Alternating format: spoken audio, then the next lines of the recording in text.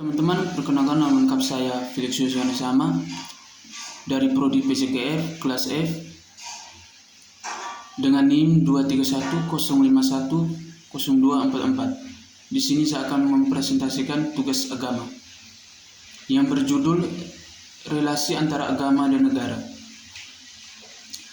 Yang pertama, hubungan agama dan negara menurut paham teokrasi. Dalam paham teokrasi, hubungan agama dan negara digambarkan sebagai dua hal yang tidak dapat dipisahkan.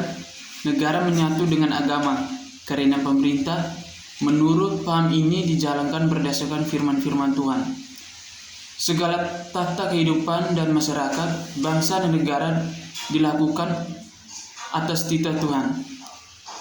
Urusan kenegaraan atau politik diyakini sebagai manifestasi firman Tuhan.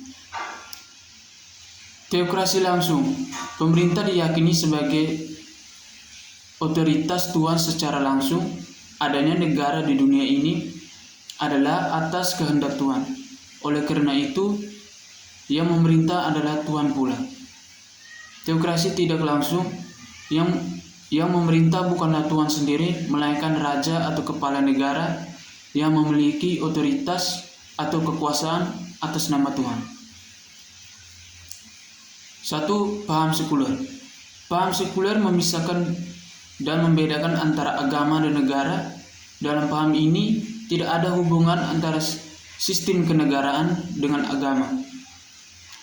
Negara adalah urusan hubungan manusia dengan manusia lain atau urusan dunia. Sedangkan agama hubungan manusia dengan Tuhan. Dua hal ini menurut paham sekuler tidak dapat disatukan. Dalam negara sekuler, sistem dan norma hukum positif dipisahkan dengan nilai dan nilai normal agama. Normal hukum ditentukan atas kesepakatan manusia dan tidak berdasarkan agama atau firman-firman Tuhan seperti paham teokrasi, meskipun mungkin norma-norma tersebut bertentangan dengan norma-norma agama. Sekalipun paham ini memisahkan antara agama dan negara, akan tetapi pada lazimnya negara sekuler membebaskan warga negaranya untuk memeluk agama saja yang mereka yakini dan tidak intervensi atau campur tangan dalam urusan agama. Yang kedua, paham komunis. Menurut paham komunis, agama dianggap suatu kesadaran diri bagi manusia sebelum menemukan dirinya sendiri. Kehidupan manusia adalah dunia manusia sendiri yang kemudian menghasilkan masyarakat. Negara, agama dipandang sebagai realitasi fantastis atau perwujudan agama-agama makhluk itu.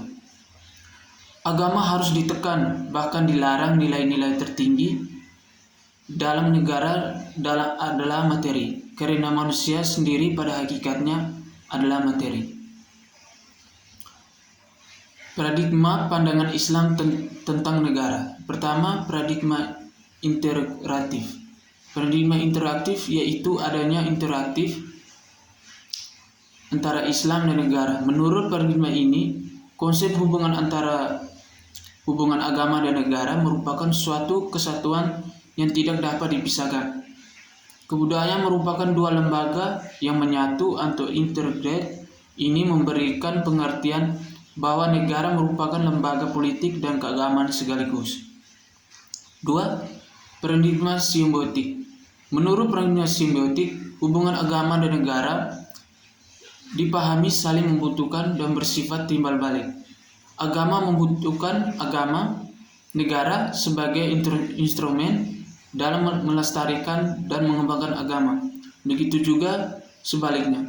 Negara memerlukan agama karena agama juga membantu negara dalam membina moral atau etika dan simbolistitas. 3. Paradigma sekularitas. Menurut paradigma sekularitas adalah pemisahan atau disparisitas antara agama dan negara. Agama dan negara merupakan dua bentuk yang berbeda dan satu sama lain memiliki garapan bidangnya masing-masing, sehingga keberadaannya harus dipisahkan dan tidak boleh satu sama lain melakukan intervensi atau campur tangan. Sehingga hukum positif yang berlaku adalah hukum yang betul-betul berasal dari kesepakatan manusia. Hubungan agama dan negara menurut pandangan Islam. Agama dan negara merupakan suatu kesatuan yang tidak dapat dipisahkan. Keduanya merupakan dua lembaga politik dan sekaligus lembaga agama. Yang pertama, hubungan agama dan negara yang bersifat antagonistik. Hubungan antagonistik adalah sifat hubungan yang mencirikan adanya ketenagaan antara negara dengan Islam sebagai sebuah agama. Yang kedua, hubungan akomodatif. Hubungan akomodatif adalah sifat hubungan di mana negara dan agama satu sama lain saling mengisi, bahkan kecenderungan memiliki kesamaan untuk mengurangi konflik. Baik, sekian dan terima kasih.